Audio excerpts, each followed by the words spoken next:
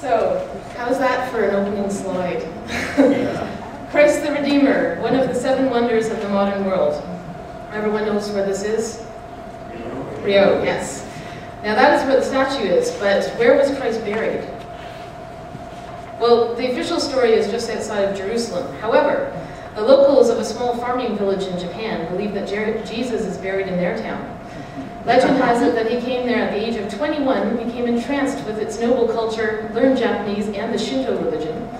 At the age of 33, he went back to Jerusalem and preached about his experiences in Japan. That's what got him in trouble and got him sentenced to death. There are a lot of weird details after that, but the long and short of it is that he fled before being nailed to the cross, went back to Japan, took up rice farming, married a local woman, had 3 daughters, and lived to the ripe old age of 106. I kid you not. It's a fun story. When you read a bit more about it, this story gives a bit of a window on Japanese culture and on globalism generally. I found out about this from the Englishman in Osaka blog, which was noted in one of our monthly newsletters. Oh, did you know that we have a monthly e-newsletter? You can sign up for it on EnglishCentral.net.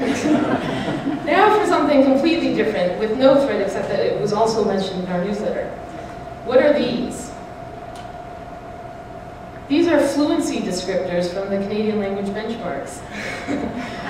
Not necessarily helpful, but I think most systems of describing language have that problem in any of the ones around the world. But there is hope on the horizon. There's a very interesting project going on in Britain right now called English Profile. The project's goal is to provide a uniquely detailed analysis of the levels of achievement, basing them on electronic corpora of learner data, amongst other things. It's in its early stages yet, but as far as speech goes, some of the findings have been very interesting. Here are the 3 main factors. 1, the ability to use collocations and chunks.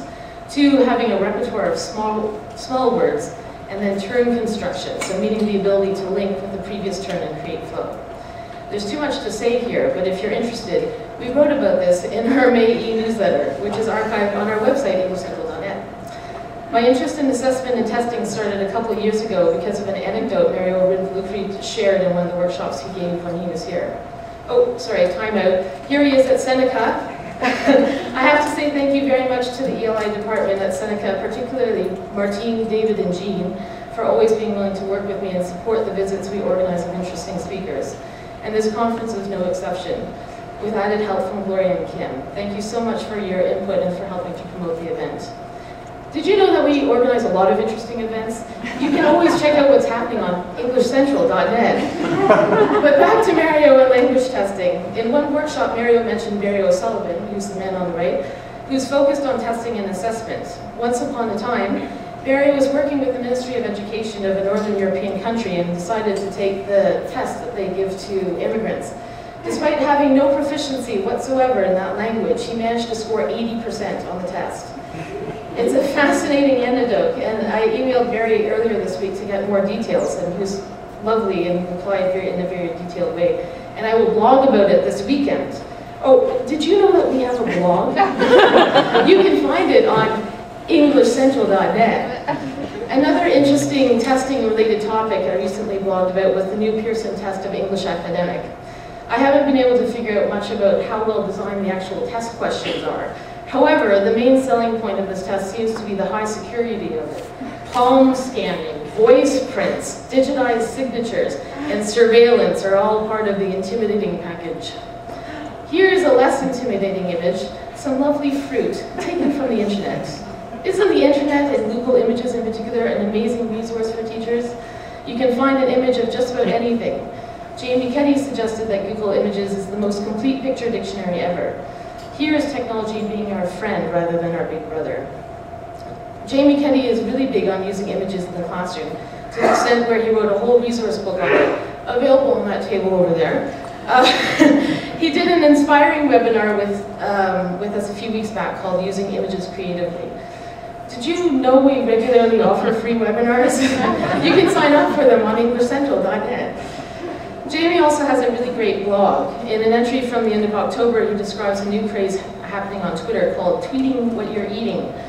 Gavin Dudney tweeted his airport lunch one day, that would be the ickier one on the left, and a few days later, Scott Thornbury tweeted about his lovely dinner. The following tweet, "You can't get more dog meat than a sausage," paved the way for some more tweets debating the value of technology in the classroom. The sausage wasn't the only thing that was heated. By the way, we're on Twitter and Facebook. As you may know, Gavin Dudney is one of the leading voices in the virtue of using technology in the classroom and does a lot to help to turn a lot of technophobic teachers into technophiles. He co-authored the award-winning How to Teach English with Technology with Nikki Hockley, and we interviewed them last year. Did you know that we do author interviews? You can find them on... Thank you. Or subscribe to our YouTube channel. Anyway, on the opposite end of the spectrum is Scott Thornbury and Luke Mennings. Over 10 years ago, they advocated a dogme approach to teaching.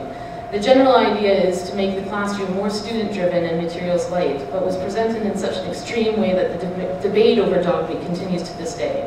Their ideas were recently rolled up into a book called Teaching Unplugged, published by Delta Publishing and distributed in Canada and the US by English Central. Did you know that English Central is the Canadian and US distributor for several publishers and product lines like Marshall Cavendish ELT, Summertown Publishing, Garnet Education, Delta Publishing, ABAX, and ELD? You can download our catalog at englishcentral.net. I'm a former teacher, and so are my colleagues. We love and believe in good teaching, which is why we engage in so many different projects and try to keep up with what's going on in the industry globally.